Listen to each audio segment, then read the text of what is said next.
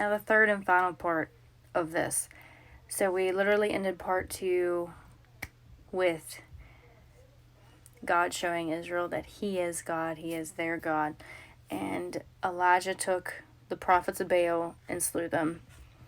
It says, so Ahab went up to eat and drink, and Elijah went up to the top of Carmel, and he cast himself down on the earth and put his face between his knees.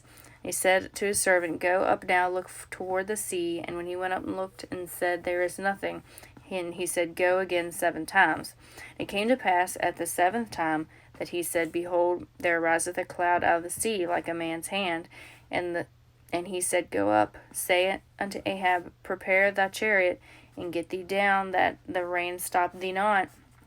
It came to pass in the meanwhile that the heaven was black with clouds, and the wind there was great rain. And Ahab rode and went to Jezreel.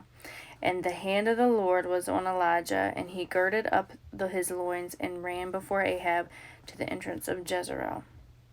And when you go into chapter 19, about, seeing the rain and so on and so forth.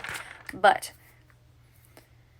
sometimes I think that, or at least this is how I'm feeling from what I'm reading, that we do things in our lives that are mistakes or things that we think are right and they're not right according to God, and we go and do these things and things are withheld from us that was coming for us, like the rain. The rain was withheld, and it was withheld for many years before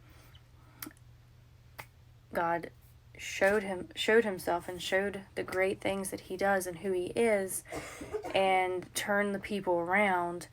And then the deception, the deceivers that were in deceiving Israel then were slew, and afterwards the rain did finally come.